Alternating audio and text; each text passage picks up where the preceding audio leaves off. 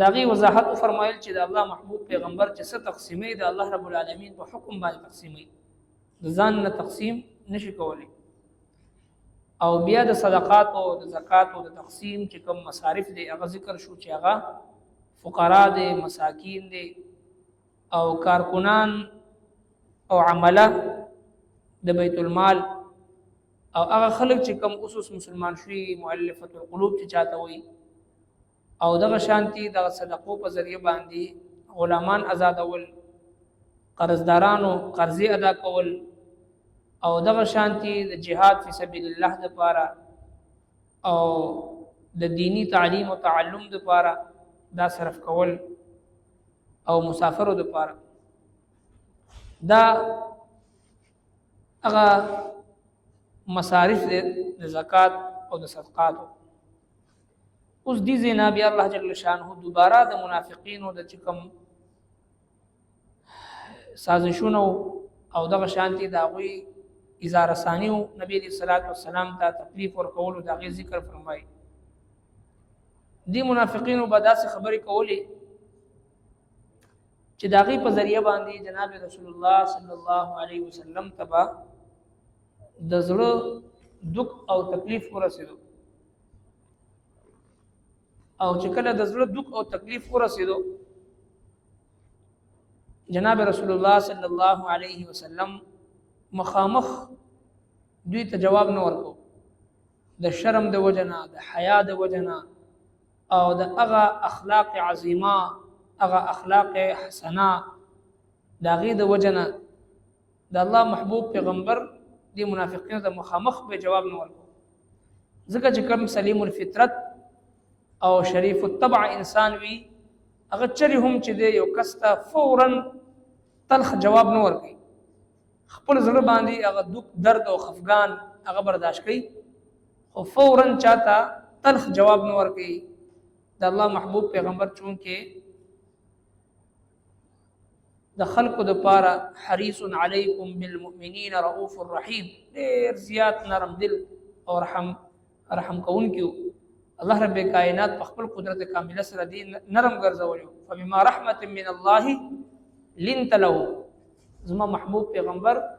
د الله رب العالمین پر رحمت سره ته دوی د پاره نرم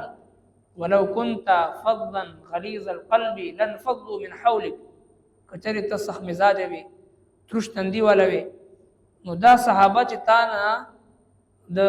چار چاپیرا لکه د پتنګانو پتا باندې ځانونه قرباني پتا باندې سرونه شیندي او ستا په یو اشاره باندې خپل تن مندل قرباني لن فضلوا من حولك دی وداسې پتا نه قرباني ده ځکه د الله رب العالمین په فضل او کرم تدوید لپاره نرم او دغه شانتي الله رب کائنات به فرمایل چې فاعف عنهم واستغفر لهم وشاورهم في الامر چې کوم صحابه کرام تا نه چار چاپیره ما راغون کړی دی دوی ته چې کنه دوی غلطي وشي خطا وشي دوی ته عفو کوه دوی ته بار استغفار کوه او دوی ځان سره په مشوره کې شریک کوه چې دوی حوصله افزایي وشي الله رب کائنات خپل محبوب پیغمبر ته وایي چې زما دي صحابونه څه خطا وشي نو دوی ته عفو کوه معافي کوه او دوی لپاره استغفار کوه او دوی ځان سره په مشوره کې شامل وه نن 1446 سال بعد یو دجال را پاسي او هغه چې د نبی له سلام په صحابه باندې تنقید کوي داغو غلطیان لټي او داغو عیوب لټي نو دی دجال او کذاب ته دا پته نه لګي چې الله رب العالمین قران کریم کې سوی د تاریخ غنده اوراق راوچتي غلیظ اوراق راوچتي چې کوم 800 کاله او زر کاله رستو يهوديانو او نصرانيانو لیکل دي او د امت مسلمه په منځ کې نفرت او توڑ پیدا کولو د پاره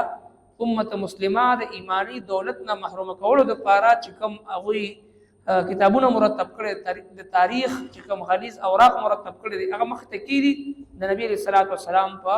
مقدس جماعت باندې تنقید کوي او چې کله هم د امت په زړونو کې د نبی صلی الله علیه وسلم د مبارک جماعت په حواله سره شکوک او شبهات پیدا شو بس دې د ایمان دولت نه محروم شو ځکه زموږ استادو د قران او د سنت او د احادیث او عینی شاهدین هغه صحابه کرام دي او دا قرآنی شخصیات دي الله رب کائنات کو فرمایل فاعف عنهم واستغفر لهم وشاورهم في الامر دوی ته عفو کوا، دوی ته پاره استغفار کوا، ځان سره مشوره کې شریک کوا. نو چې کله نبی علیہ الصلوۃ والسلام ته دی منافقینو مخامخ داسې خبر یو کړ چې د الله محبوب پیغمبر زړه ورسره ودرېدو، نبی علیہ السلام څه جواب نه ورکړ. نو بیا دی منافقین بخپلو کې ناستو، دوی وویل چې یاره تاسو خو دومره ښکاره ښکاره لګیئ، که دی نبی علیہ السلام ستاسو په دې خبره باندې څه اکشن واغشتو او بیا ستاسو مؤاخذه وکړه نو بیا به تاسو څه کوئ؟ نو منافقینو بیا وی نبی علیہ الصلوۃ والسلام خو غوږ دی، مطلب دا کنایه دې خبره نه چې د هر یو خبره زموږ اوري، موږ چې ورته څنګه تعویل وکړو نو دی به مني. که موږ ورته وویل چې موږ ګپ لګوو نو دی به وایي چې دا ټیک ده، هېڅ خبره نه ده. او که موږ ورته ووایو چې دا زموږ مطلب دا نه و، نن سبا مو خلکو دا یو دغه دی رواج دی، یو عادت دی، بعضو خلکو په ژبه کې زهر داسې خبره وکړي چې ستا زړه به چلني کړي، ستا زړه ته به دک درد ورسوي. او چې کله ورته وایي چې دا خبره تا ولې وکړه، ما خو ګپ لګو، ته خو ګپ هم نه پوهېږي. حالانکه که ګپ وي او که په رښتیا وي، یو مسلمان زړه دردول د خانه کعبې د ورانولو نه، د بیت الله د ورانولو نه لوی جرم او لوی ګناه ده. او په محفل کې به ناست وي، یو په بل باندې استهزا کوي، تمسخر به کوي، طنزیه جملې به وایي، او چې بل په خفګان اظهار وکړي ویره ته خفه کېږي، موږ ګپ لګوو، نو دا خو موږ مجلس دی، مجلس کې ګپ لګوو، ګپ باندې خفه کېږه ما.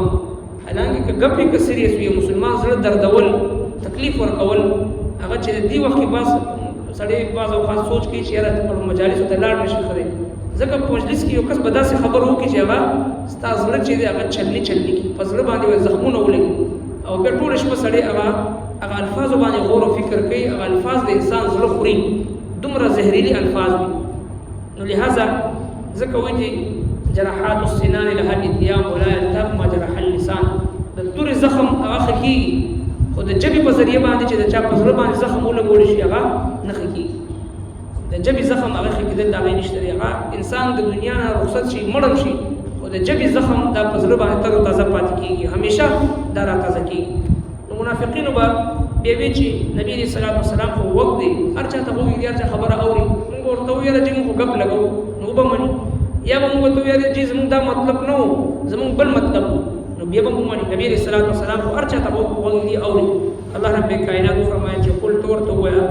نبی علیہ السلام غوږ دی، خو ستاسو د خیر دپاره، ستاسو د فلاح دپاره د هر چا خبره اوري، او د مؤمنانو د فایدې دپاره، مؤمنانو ته نفع رسولو دپاره د هر چا خبره اوري. دا نه چې ستاسو په دې منافقت باندې نه پوهېږي، منافقت باندې پوهېږي ستاسو، خو تاسو جواب نه درکوي. ومنهم او ځینې د دوی نه، ومنهم الذین او ځینې د دوی نه هغه دی یؤذون النبي چې تکلیف ورکوي نبي ته، ویقولون او دوی وایي هو اذن دی خو غوږ دی، یعنی هر چا خبره اوري، غوږ دی، غوږ د هر چا خبره اوري. نبی علیه الصلاۃ والسلام ته د غوږ نسبت چې د هر چا خبره اوري، موږ هم ورته یو تعویل پېښ کړو. قلت ورته ووایه اذن خیر لکم، غوږ ښه د تاسو دپاره، یؤمن بالله چې یقین لري په الله باندې، ویؤمن للمؤمنین یقین لري د مؤمنانو په خبره، ورحمت او رحمت دی للذین د خلکو دپاره آمنوا منکم چې ایمان لرو تاسو نه، والذین او کوم خلک چې یؤذون رسول الله چې تکلیف ورکوي د الله رسول ته، لهم عذاب علیم، هغوی دپاره عذاب دی دردناک. یحلفون بالله دوی قسمونه خوري په الله باندې، انکم یحلفون بالله دوی قسمونه خوري په الله باندې، لکم تاسو دپاره، لیرزوکم چې دی راضي کړي تاسو، والله ورسوله الله رسول احق ان یرزوه زیات حقدار دی کچری رضامندی رضامند کړي وي دوی هغه، ان کانوا مؤمنین کچری دوی وي مؤمنان، یعنی دوی دا د خپل عمل په ذریعه باندې د الله محبوب پیغمبر ته ایذا او تکلیف ورکوي، او چې څوک د الله رسول ته ایذا ورکوي نو الله رب العالمین فرمایي چې لهم عذاب علیم، هغوی دپاره عذاب دردناک دی. نو لہذا هر یو مسلمان په خپله درجه کې د الله دوست دی، د الله ولی دی. بیا بالخصوص چې کوم مسلمان داسې وي چې هغه الله رب العالمین ته نږدې وي، نیک وي، مزګزاره وي، حاجي وي، نمازي وي، حافظ وي، قاری وي، عالم وي، الله والا خلک وي، اولیاء الله وي، دیندار وي، علما وي، هغوی ته تکلیف ورکول الله رب کائنات فرمایي حدیث قدسی دی، من عاد لی ولیا فقد آذنته بالحرب، چې څوک زما د یو ولي سره دشمني وکړي نو زما طرف نه هغه ته اعلان جنګ دی. نو چې کوم سره د اولیاء الله سره دشمني کوي، د الله جل شانه د اولیاء سره دشمني کوي، د رب کائنات اولیاء په هر دور کې په هر زمانه کې د هر انسان په خوا کې موجود وي. او که څوک دا وایي چې په دې زمانه کې اولیاء نشته، بزرګان نشته، صلحا نشته، دا د قرآن کریم نه انکار کوي. یا ایها الذین آمنوا اتقوا الله وکونوا مع الصادقین. رب کائنات په هر ځای کې صدیقین موجود کړي دي، نیکان او پاکان خلک موجود کړي دي، او موږ ته د هغې د معیت او د هغې د صحبت اختیارولو حکم راکړی دی. اوس که څوک دا وایي چې یاره په دې زمانه کې نیکان، صلحا